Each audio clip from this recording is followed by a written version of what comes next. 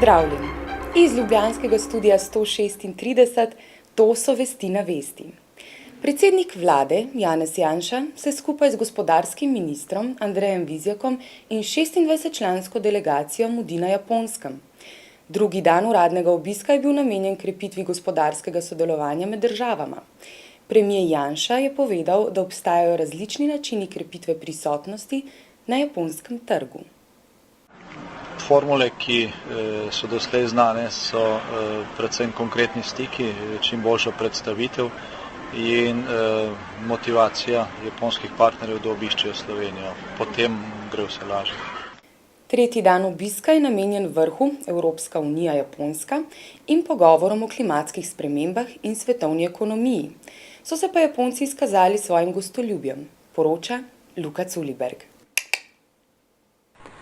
Takole, ko smo se sprehajali okrog cesarske palače in japonskega parlamenta, pa lahko vidite na naših posnetkih tudi, kako na vseh glavnih avenijah v okolici parlamenta v vetru plapola ob japonskih in evropskih zastavah tudi na desetine slovenskih zastav. Dunajska borza, ki si prizadeva prevzeti Ljubljansko borzo, si želi z znanjem in izkušnjami prispevati k nadaljnjemu razvoju slovenskega kapitalskega trga, je povedal predsednik avstrijske uprave Heinrich Schaller. Med razlogi za nakup je navedel tudi podobnost trgov in širjenje proti jugovzhodu. The Vienna Stock Exchange understands its role as that of a long-term investor and of course not to just maximize any short-term gains. Sindikati in delodajalci so podpisali aneks o dvigu plač v gostinskih in turističnih dejavnostih. Z izpogajanim 5,5% dvigom plač in regresom v višini vsaj 620 evrov bruto je bil predstavnik sindikata Anton Kambič zadovoljen.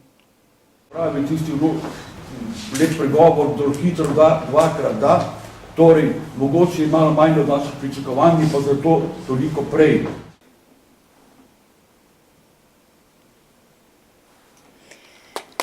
Mirovni inštitut je pripravil okroglo mizo Poročanje medijev o otrocih. Med razpravljalci so bili tudi varuhinja človekovih pravic Zdenka Čebašek-Travnik, voditelj Tren Uroš Slak in urednica kronike pri Večeru Elizabeta Zorman. In tako je prej Uroš rekel, da verjetno ni veliko staršev, ki bi saj namerno škodovali svojemu otroku. Tako sem jaz prepričana, da ne glede na to, kaj vse v medijih recimo počnejo in marsikdo počne tudi marsikaj nesprejemljivega na račun gledanosti, pa marsikaj neprofesionalnega, ampak zelo malo je tudi novinarjev ali pa medijev, ki bi želeli škodovati otroku, o katerem pišemo. Ampak ne pravim, kako ne vemo, če delate prav, če nimamo to, kje preveriti. Samo malo. Društvo za osvoboditev živali in njihove pravice je ob dnevu zemlje opozorilo na podnebne spremembe. Predsednik društva Stanko Valpatič je povedal, da je eden izmed vzrokov za globalno segrevanje tudi živinoreja. Kajti zaradi masovne reje živali človeštvo uporablja kemijo, škropiva, po njej trosi drek, gnojnico in kako bi se izmed nas kdo počutil, da nas vsak dan nekdo škropi z strupi ali pa izlije gnojšnico po obrazu, da nam to teče v celem telesu. Zahtevamo absolutno prepoved izvajanja poskusov na živalih.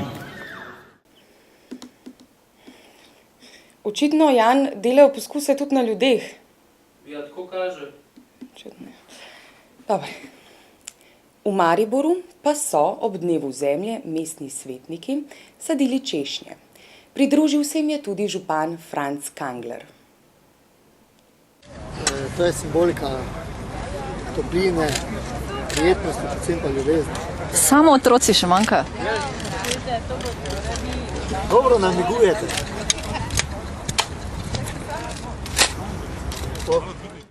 Und jetzt ein Kommentar von Andrej Košak von Katja Buda.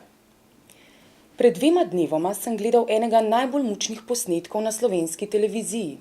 In sicer preplašene poglede delavcev, ki samo čakajo, da izgubijo delo.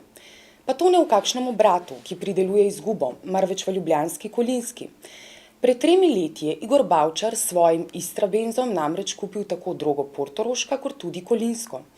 Že takrat se je govorilo, da je več vredno zemljišče, na katerem stoji Kolinsko, kakor pa sama fabrika. Govorilo se je tudi o združevanju slovenske prehrambene industrije in o tako imenovanih sinergijskih učinkih. In danes smo priča tem sinergijskim učinkom.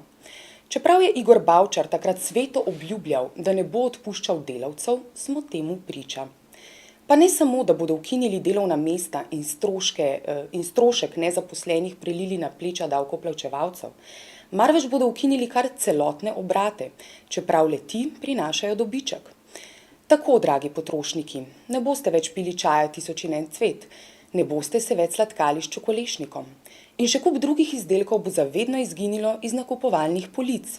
In par 100 ljudi in družin ne bo samo izgubilo delo, marveč bodo pri našem neprožnem trgu delovne sile verjetno postali socialni problemi. Toda nič ne de. Igor Bavčar je z združitvijo obeh podjetij maksimiral svoj dobiček za dobrih 160 milijonov evrov. Toliko sta združeni fabriki sedaj več vredni. Ravno tako v ta biznis ni vštet astronomski zaslužek na zemljišču, kjer danes stoji tovarna Kolinska. Tam bodo namreč zgradili novo stanovanjsko sosesko in ni dvakrat za reči še kakšen trgovinski center. Na plečih države pa bodo ostali delavci, razbite družine in otroci s pomanjkljivim otroštvom. Sicer pa za Igorja Bavčarja ni to nič pretresljivo, saj je kot notranji minister ukinil čez noč 18 000 državljanstev in se v svetovno zgodovino zapisal pod pojem izbrisani. Da bo stvar še bolj anahrona, se Bavčar v javnosti redno pojavlja kot osamosvojitelj, česa le delovnih mest. Perfekten komentar. Kaj pa kaj Rolling Stones pravijo? Ja, ne vem, jaz sem jih snemal na tiskovni konferenci in moram reči, da Rollingi so res Rollingi in mi je jasno, zakaj oni že 40 let rolejo v bistvu ta svet. In ne vem, tudi ta film Shine a Light je dober dokumentarc za Scorsese.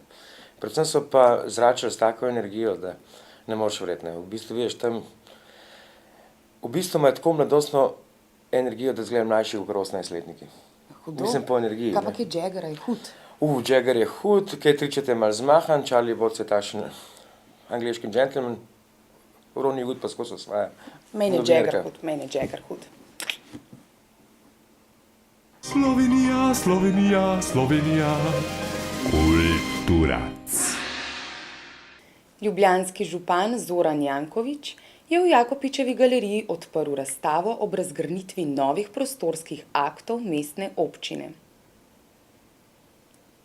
Boring!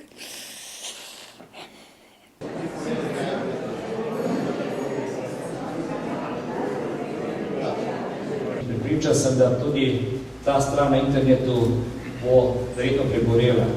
Bo res neka hot linija iz teh informacij, ki lahko dobite. Od zadnje na ekranu si lahko poiščete svoje hiše, svoje bodoče ceste, svoje bodoče pločnike, zelene površine in res lahko si skupaj uživamo v Ljubljani. Še ena razstava pa se je pričela v Mednarodnem grafičnem likovnem centru. Pod naslovom Razumsko oko so zbrane novejše grafike in produkcija geometrične programirane sistemske in optične umetnosti. Prevzela me je malo, a veste, tako čisto drugačni liki so in jih lahko malo sam spreminjaš in to mi je všeč, ker ni to naravno. Ti malo spremeniš lik, pa dobiš globino. Še vreme, pospravite dežnike in odprite senčnike.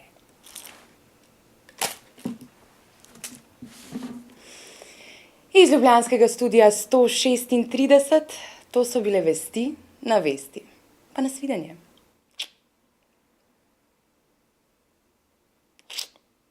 Ha ha ha!